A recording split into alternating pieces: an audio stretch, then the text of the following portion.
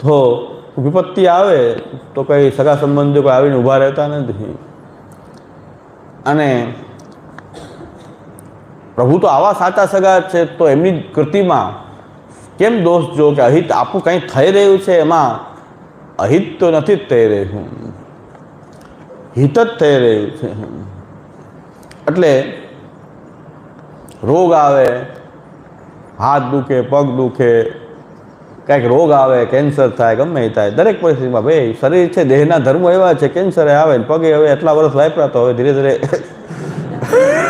60-70 વર્ષે દુખે તો ભાઈ દુખે તો એટલા વર્ષ વાપરાય, પ્રભુની કેવી કૃપા, તો વાપરવા હવે ધીરે ધીરે બળવાના જ છે. ધીરે ધીરે ક્ષીણ થવાના છે, પ્રાકૃત ધર્મો છે ક્ષીણ થવાના છે. એનું દુઃખ એટલું બધું કરવું કે બહુ પગ દુખે, જલ્દી અધીરતા આવી જાય, જલ્દી સારો તે દુઃખ મટી જાય, એ થવાનું જ છે. એમ વિચારીએ તો ચિંતા ના રહી, થાય, એ તો થવાનું જ છે. તો કોઈ અને ધીરે ધીરે હવે તો આ તો ચાલે છે, ધીરે ધીરે તો પછી હવે બળવાના જ છે.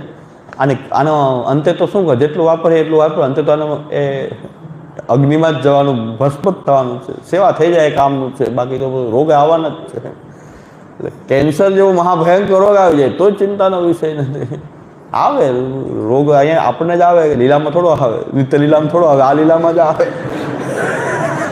રોગાદિ તો ત્યાં તો આનંદાત્મક હોય, તો અહીં તો નિત્ય લીલામાં, આપણે અનિત્ય લીલામાં તો કેન્સર થાય એમાં શું મોટી વાત છે. કદાચ કોઈ ડિટેક્ટ થાય તો બીજા લોકો તો એકદમ થાય, ઓહો કેન્સર થઈ ગયું. આપણે એટલું તૈયારી જ છે કે કેન્સર થાય, એમાં શું મોટી વાત છે. એ થાય તો આમાં જ થાય, આ દેહમાં બધું થવાનું જ છે. પણ આપણે કાંઈ દેહ, આપણે દેહાત્મ બુદ્ધિ નથી. આપણે દેહ છે એ આપણે થોડા જ છીએ.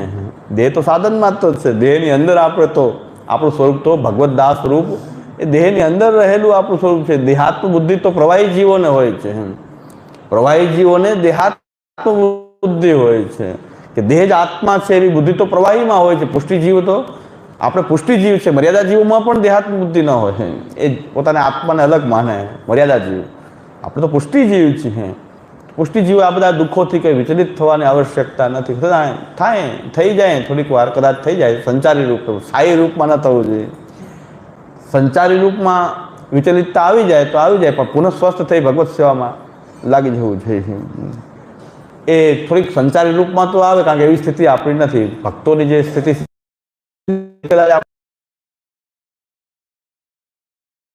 લાગી જવું જોઈએ, એકતા તુર થઈ જવું જોઈએ નહીં.